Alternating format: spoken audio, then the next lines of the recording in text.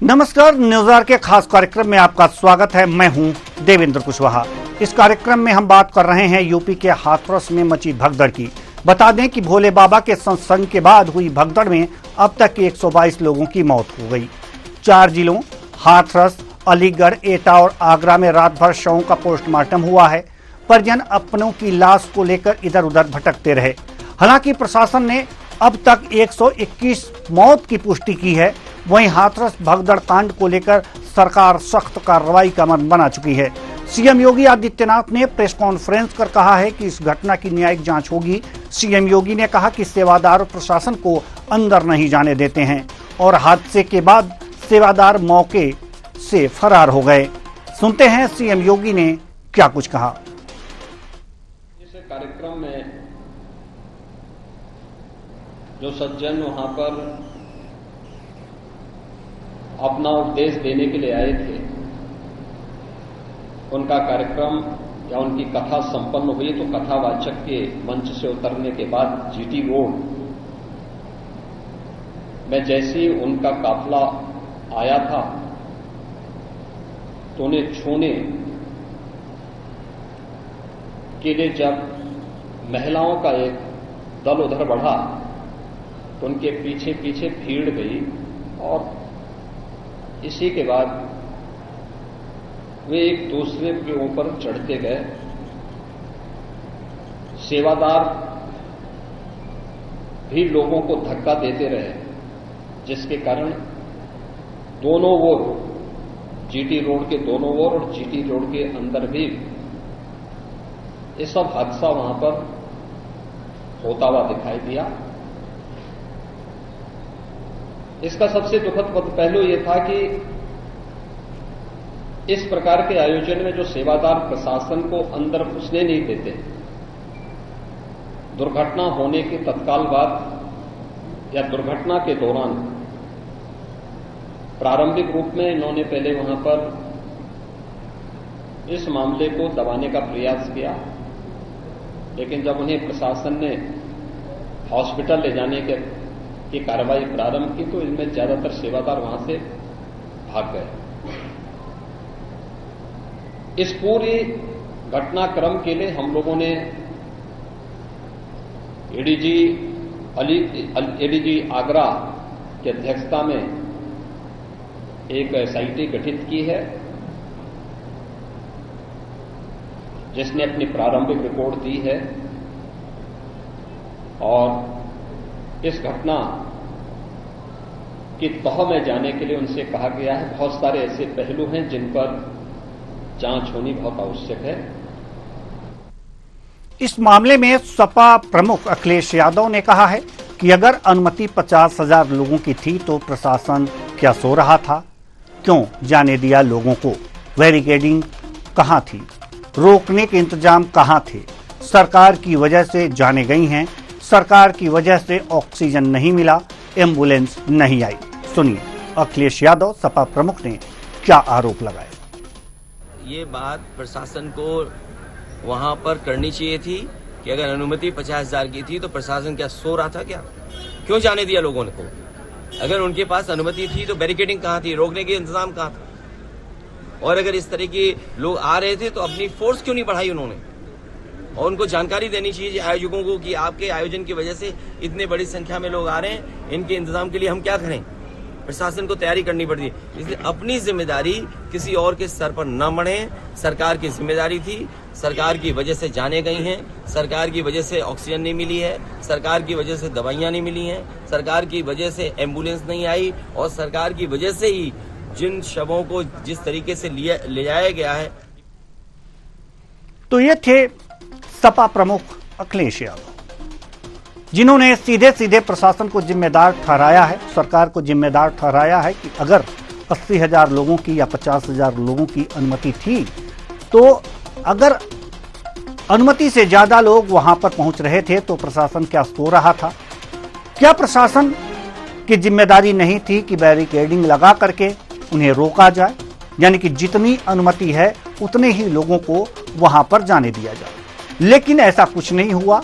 इसलिए प्रशासन जिम्मेदार है, उसे इस बात की जिम्मेदारी लेनी होगी। वहीं योगी आदित्यनाथ ने कहा कि जब ये घटना हुई उस समय सेवादार लोगों को दोनों तरफ हटा रहे थे और इससे दुर्घटनाएं ज्यादा हो गईं। लेकिन क्या है, दुर्घटना हुई, लोगों की जानें गईं, अब इस पर जांच हो रही है। जांच में असली बातें सामने आएंगी। एडीजी जांच कर रहे हैं, उनके अगुवाई में जांच हो रही है, न्यायिक जांच हो रही है, वो भी कमेटी गठित कर दी गई है। इस खबर पर ज्यादा जानकारी के साथ हमारे लखनऊ ब्यूरो हेड प्रशांत राव हमारे साथ जुड़े हुए हैं। तो हम प्रशांत राव, सवाल यहां पर यह है कि ये जबरदस्त हादसा हुआ है सत्संग के दौरान, यानी कि सत्संग हो चुका था लेकिन सत्संग में आए लोगों के साथ ये हादसा हुआ है। अभी ताजा अपडेट क्या है आपके पास?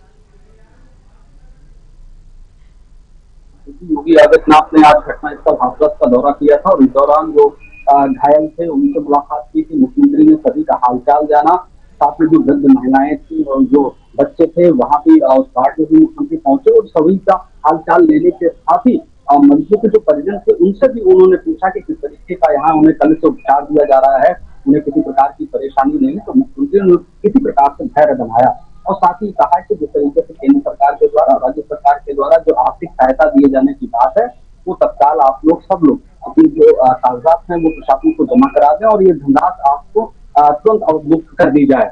तो मुख्यमंत्री जब वहां पहुंचे तो लोगों को अपना तो दिखाई दिया और मुख्यमंत्री की सराहना भी लोग कर रहे हैं कि इतना ऊर्जावान मुख्यमंत्री शायद उनको अब तक के समय में ना दिखाई दिया होगा कि कल उनको घटना की जानकारी मिली। आज मुख्यमंत्री योगी आदित्यनाथ ने घटना में पहुंचकर और वहां पीड़ित जो लोग हैं उनसे भी मिले और साथ ही साथ जो मृतक लोग हैं उनके भी परिजनों से मिले, उन्हें भी उन्होंने सांत्वना दी और शोक संतप्त परिवार को धैर्य में रहने को लेकर उन्होंने अपील की और साथ ही साथ कहा कि जो इस घटना में दोषी है उन्हें बख्शा नहीं जाएगा।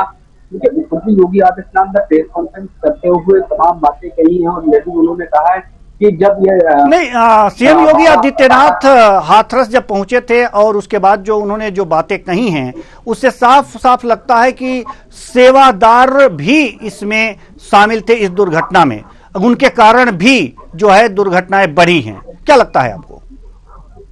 अब बिल्कुल देखिए, सेवादारों के द्वारा जिस तरीके से वहां धक्का मुक्की की गई कि जब जो तथाकथित नारायण वहां से चल रहे थे, नारायण साकार हरि, और उनका जब काफिला वहां से गुजरा तो सेवादारों ने जो पब्लिक थी उनको धक्का मारना शुरू कर दिया और क्योंकि बरसात हो चुकी थी इस दौरान वहां पर थोड़ा कीचड़ भी था तो सेवादारों की तरफ से जो अभद्रता की गई उसके बाद यहाँ जो माहौल था वो सबसे ज्यादा खराब हुआ।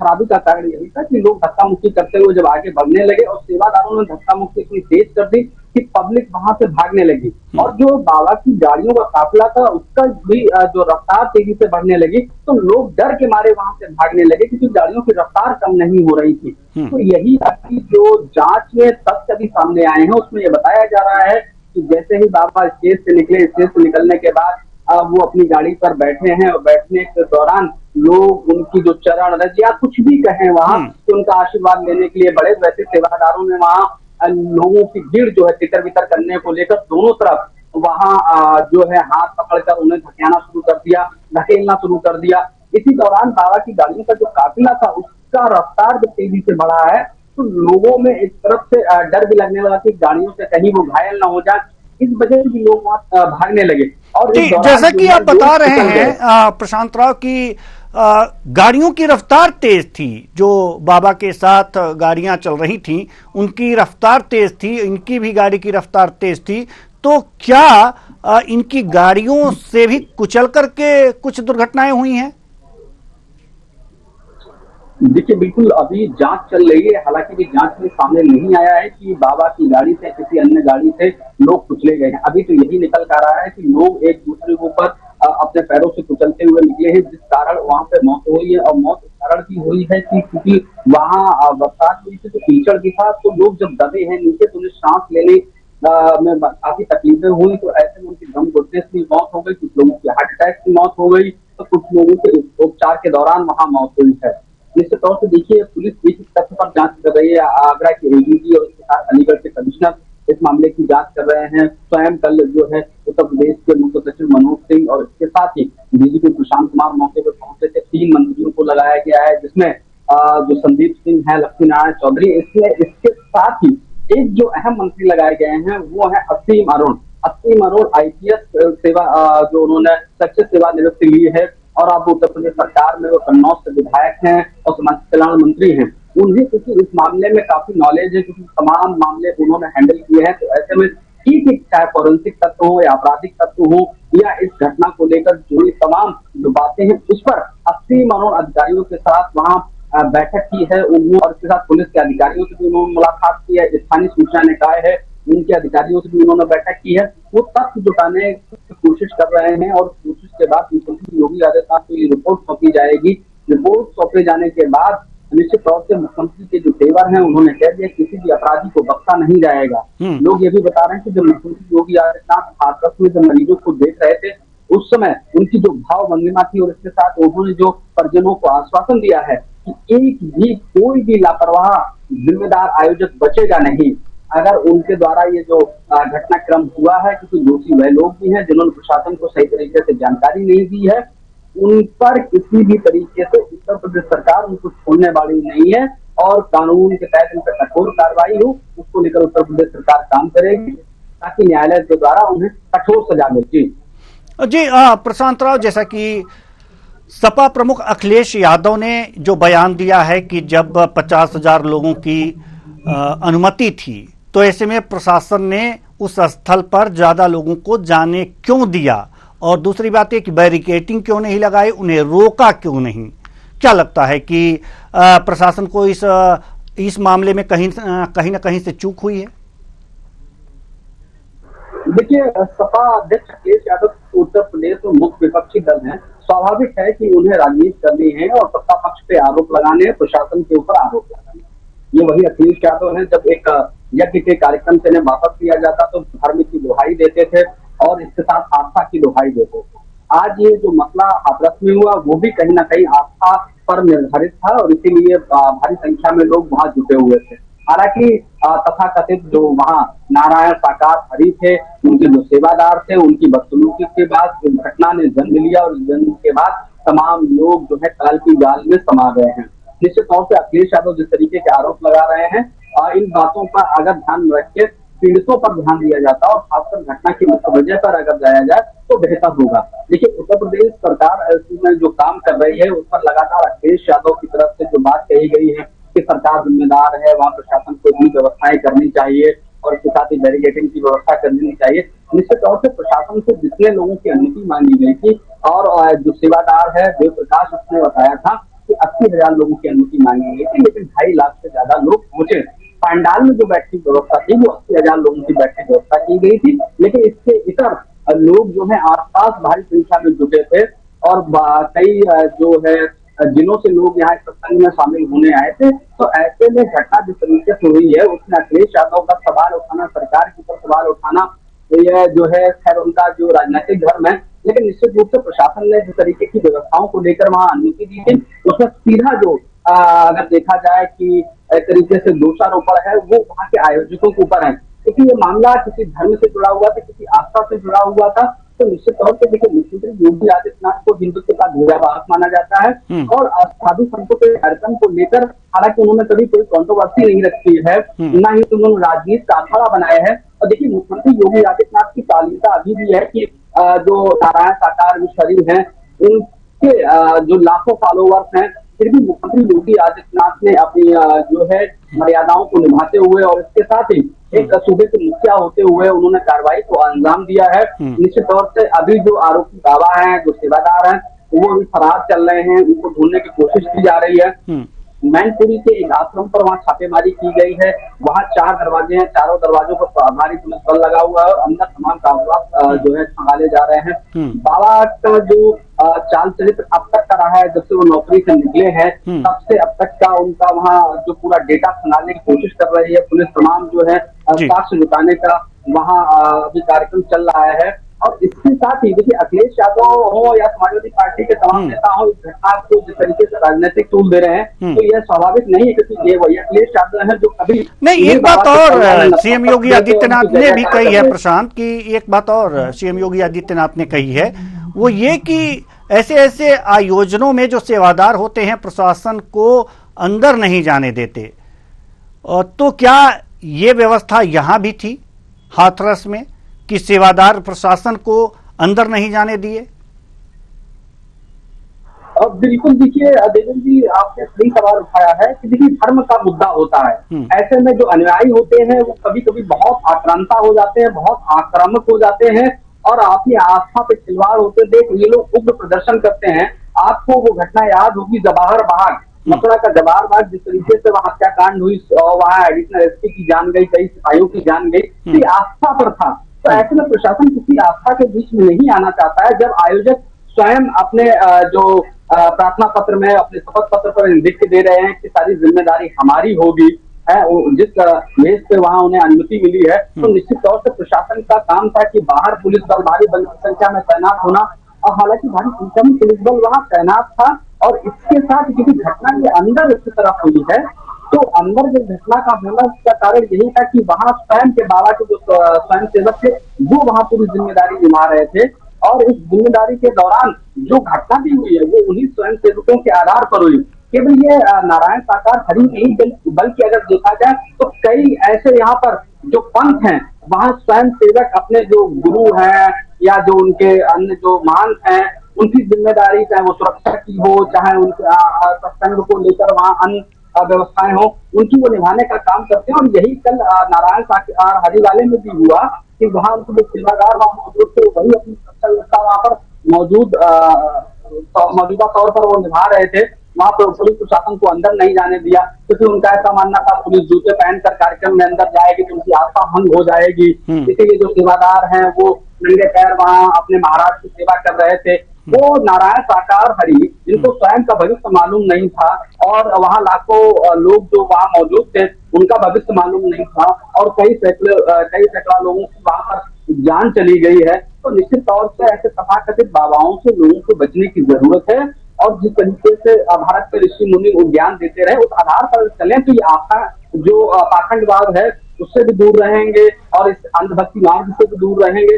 और ऐसा कोई पहला वाकया नहीं है कि जब लोग इस तरीके के घटनाक्रमों में जो एक तरीके से पीड़ित हो, कई बार ऐसे घटनाक्रम हो चुके हैं, लेकिन फिर भी पढ़े लिखे लोग ऐसा कृत्य करते हैं कि ऐसे तमाम जो तथाकथित चाहे महात्मा हो, गुरु हो या फिर तमाम बड़े बड़े प्रवचन करने वाले स्वयं में कपोल कल्पित नारायण साकार हरि बन जाते हैं। जी प्रशांत, एक सवाल और हम आपसे करना चाहेंगे। जैसे कि आप कह रहे हैं कि लगातार छापेमारी चल रही है, बाबा के कई ठिकानों पर छापेमारी चल रही है, लेकिन जहां तक खबरें आ रही हैं कि एफआईआर में बाबा का नाम ही नहीं है, तो ऐसे में छापेमारी करके किसे पकड़ने का प्रयास किया जा रहा है प्रशासन की तरफ से?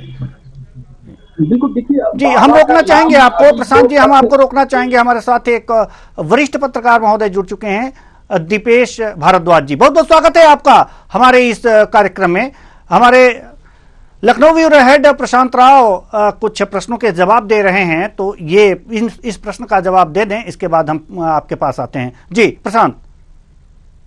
बिल्कुल देवेंद्र जी, अभी जो तथ्य निकलकर सामने आया है वो ऐसा बताया जा रहा है क्योंकि ये घटना बाबा के काफिले के निकलने के बाद यानी पीछे की तरफ से हुई है, पीछे की तरफ तेजी से भगदड़ हुई, कुछ आगे की तरफ से हुई। तो ऐसे में जो आयोजक हैं जिन्होंने अनुमति मांगी थी प्रथम दृष्टा उन पर अभी जो है मामला दर्ज किया गया है। और इसमें अगर बाबा का कहीं भी रोष नजर आता है या तथ्यों में सामने आता है कि बाबा के कारण मुख्य रूप से इस तरीके की घटना हुई है तो एफआईआर क्योंकि कल डीजीपी प्रशांत कुमार ने कहा था कि अभी एफआईआर दर्ज हुई है, विवेचना की जाएगी और विवेचना के आधार पर आगे और भी बड़ी कार्रवाई हो सकती है और जो लोग इसमें शामिल होंगे उनको भी जोड़ा जाएगा। तो निश्चित तौर से बाबा का नाम नहीं है क्योंकि जिसने अनुमति मांगी थी सबसे पहले उस पर केस दर्ज हुआ है और आगे बाबा का नाम एफआईआर में शामिल भी हो सकता है। इसीलिए पुलिस लगातार तमाम कागजात खंगाल रही है और इसके साथ ही क्योंकि अभी घटना का कोई सीसीटीवी फुटेज भी सामने नहीं आया है। और देखिए इतने बड़े कार्यक्रम में बाबा की तरफ से या उनके आयोजकों की तरफ से बड़े बड़े कैमरे लगवाए जाते हैं, और वहाँ वीडियोग्राफी कराई जाती है, ड्रोन कैमरे से शूट कराया जाता है कार्यक्रम। अभी आधिकारिक तौर से उनके पास यह वीडियो या जो कैमरे से जो रिकॉर्डिंग हुई वो सामने नहीं आ पाई। पुलिस उन्हें भी खंगालने की कोशिश कर रही है कि आखिर वहाँ कौन वीडियोग्राफी कर रहा था, ताकि उससे भी तथ्य जुटाई जा सके। जी बिल्कुल बिल्कुल, अभी जांच चल रही है। तो हमारे साथ वरिष्ठ पत्रकार दीपेश भारद्वाज हमारे साथ जुड़ चुके हैं, तो एक बार फिर हम आपका स्वागत करते हैं दीपेश जी। सवाल यहां पर यह है कि हाथरस जो कांड हुआ है उसमें बाबा पर FIR नहीं हुआ है और ये कहा जा रहा है कि अब वो दोषी हैं या नहीं, उनके कारण ये हुआ है या नहीं। जैसा कि हमारे लखनऊ ब्यूरो हेड प्रशांत राव बता रहे थे कि इस पर बात हो रही है कि उनके कारण हुआ है या नहीं। लेकिन मेरी समझ से अगर वो वहां नहीं होते तो शायद ये घटना ही नहीं होती। तो फिर कारण वो नहीं है, ये कैसे कहा जा सकता है? जी, आपको बताएं कि इस घटना का अगर मूल कारण देखा जाए तो बाबा ही है। क्योंकि जहां भी बाबा का कोई कार्यक्रम होता है तो उसमें लोकल प्रशासन का हस्तक्षेप कम होता है। बाबा की अपनी वॉलंटियर फोर्स होती है जो पूरी सुरक्षा व्यवस्था और अन्य व्यवस्थाओं को कंट्रोल में रखती है। बाबा के सिपाही से लेकर कमांडेंट तक अपने अधिकारी होते हैं जो सारी व्यवस्थाओं को मैनेज करते हैं। भाई आयोजकों के द्वारा तो केवल कार्यक्रम का आयोजन किया जाता है, लेकिन बाबा की जो फोर्स है वो जहां कार्यक्रम स्थल है वहां से लेकर 1 किलोमीटर तक दोनों तरफ तक ट्रैफिक व्यवस्था से लेकर श्रद्धालुओं के बैठने से निकलने से अंदर लाने से लेकर सारी व्यवस्थाएं बाबा की निजी वॉलंटियर फोर्स जो उनके स्वयंसेवक हैं वो कंट्रोल में रखते हैं। और कल यहाँ पे ये जो घटना हुई उसमें कहीं ना कहीं बाबा के स्वयंसेवकों का भी दोष है कि जब बाबा जाने लगे यहाँ से तो जो महिलाएं थी उनकी चरण रज यानी उनके पैरों की धूल, उनके गाड़ी के टायरों के जो निशान बने थे उस धूल को लेने के लिए दौड़ी। लेकिन उसी समय बाबा का निकलना हुआ तो जो उनके वॉलंटियर जो स्वयंसेवक थे जो वहां पे व्यवस्था में लगे होते उन लोगों ने डंडे लगा लगा के उन्हें रोकने का प्रयास किया उन दौड़ती हुई महिलाओं को। लेकिन आगे वाली महिलाएं दौड़ चुकी थी तो पीछे वाली महिला भी दौड़ चुकी थी। गर्मी बहुत ज्यादा थी, भीड़ का आलम इतना ज्यादा था कि जहां देखो बस मानव सिर ही दिखाई दे रही थी। अंदाजा लगाया जा सकता लगभग 1.5 से लेकर 2 लाख लोगों तक की यहाँ पे भीड़ मौजूद थी, जबकि आयोजकों के द्वारा केवल 60 से 70 हजार लोगों की यहाँ परमिशन ली गई थी कार्यक्रम के लिए। तो एक आयोजकों के द्वारा यहाँ पर आने वाली जो भीड़ की संख्या है उसको छुपाया गया कि अन्य राज्यों से भी और उत्तर प्रदेश के ज्यादातर जिलों से बसों में बैठ के श्रद्धालुओं को यहाँ बुलाया जा रहा है। तो कहीं ना कहीं भीड़ का दबाव था, गर्मी का मौसम था, उमस भरा मौसम हो रहा था। तो आगे वाली जब महिलाओं ने दौड़ना शुरू कर दिया तो पीछे वाली महिलाओं को जहां तक ये लगा होगा कि आगे वाली महिलाएं दौड़ के बाबा की चरण पहले ले लेंगी, तो उन लोगों ने भी पीछे से दौड़ना शुरू कर दिया। जो एंट्री गेट थी वो छोटा था और वहां पे ही करीब 200 से 250 बरगज के एरिया में पानी भरा हुआ था और कीचड़ टाइप हो गई थी जिसमें बहुत बुरी तरह फिसलन थी। जब महिलाएं उस स्थान पर पहुंची तो फिसलना शुरू हो गई और पीछे से महिलाएं दौड़ती आ रही थी तो आगे जो महिलाएं गिरती जा रही थी पीछे वाली महिलाएं उनके ऊपर गिरती जा रही थी। तो वहां एकदम हौच पौच और इतनी भगदड़ मच गई कि किसी को कुछ समझने का मौका नहीं मिला और देखते ही देखते 121 जाने वहां पर चली गई। जी दीपेश जी, सवाल यहां पर यह है कि ये तो कारण रहा कि बाबा जी के चरण रज को लेने के लिए महिलाएं दौड़ी और ये भगदड़ मची, लेकिन जहां तक आप बता रहे हैं कि सेवादार प्रशासन को जो बाबाओं का अपने सेवादार होते हैं, जो अपना कार्यक्रम होता है वो सेवादार नियंत्रित करते हैं, प्रशासन का बहुत ज्यादा भागीदारी नहीं होती है। लेकिन जो सपा मुखिया हैं उन्होंने एक बात कही है कि अगर अनुमति 50 हजार की थी या 60 हजार की थी, मान लेते हैं 80 हजार की थी, और इतनी बड़ी संख्या में लोग उस स्थान पे पहुंच रहे हैं, तो क्या प्रशासन की जिम्मेदारी नहीं होती कि ये भारी संख्या में वहां लोग पहुंच रहे हैं, जितनी अनुमति है हम उतने ही व्यक्ति को उस स्थल तक पहुंचने दें, बीच में ही रोक करके उन्हें वापस क्यों न कर दें? क्या यह प्रशासन की जिम्मेदारी नहीं होती? क्या यह भी सेवादार की जिम्मेदारी होती है? जी, आपको बता दें कि यहाँ पर लोकल प्रशासन की गलती ये रही कि जो लोकल खुफिया तंत्र यानी LIU जो थी, LIU अधिकारियों ने इस कार्यक्रम को शुरू होने से पहले अपनी रिपोर्ट दे दी थी कि यहाँ पर 1 से 1.25 लाख लोगों की भीड़ जुटने की संभावना है और किसी भी दुर्घटना से को डिनाई नहीं किया जा सकता कि यहाँ पर कोई दुर्घटना ना हो। ये लोकल जो खुफिया तंत्र था उसने स्पष्ट उच्चाधिकारियों को लिख के दिया था कि भीड़ यहाँ पर 1.25 लाख से ऊपर जुटेगी और कोई भी यहाँ पर दुर्घटना हो सकती है, लेकिन खुफिया तंत्र की रिपोर्ट को उच्चाधिकारियों ने गंभीरता से नहीं लिया। तो कहीं ना कहीं उच्चाधिकारियों की गलती यहाँ ये रही कि खुफिया तंत्र की रिपोर्ट को अगर वो गंभीरता से लेते तो शायद इतनी बड़ी घटना नहीं होती। अगर भगदड़ मचती हुई तो शायद इतनी बड़ी संख्या में यहाँ मौतें नहीं पहुंचती। मौत का आंकड़ा 121 जी नहीं पहुंचता। जी बिल्कुल बिल्कुल सही बात आप कह रहे हैं दीपेश जी। नहीं पहुंचा था। जी बिल्कुल सही बात आप कह रहे हैं। हमारे लखनऊ ब्यूरो हेड प्रशांत राव हमारे साथ जुड़े हुए हैं। प्रशांत राव, जैसा कि बात अभी कल जो हो रही थी कि यहां पर एलआईयू की लापरवाही है, तो अगर जो दीपेश जी की बात माने तो एलआईयू ने अपनी रिपोर्ट उच्चाधिकारियों को दी थी, लेकिन उच्चाधिकारियों की लापरवाही यहां पर अगर जो दीपेश जी की बात माने तो उनकी लापरवाही सामने आ रही है उच्चाधिकारियों की। तो क्या इस दृष्टि से भी जांच हो रही है या कुछ कार्रवाई आगे बढ़ गई है? ऐसे जो शिथिल अधिकारी हैं जिनके पास एलआईयू की रिपोर्ट पहुंची और वे हाथ पर हाथ धरे बैठे रह गए।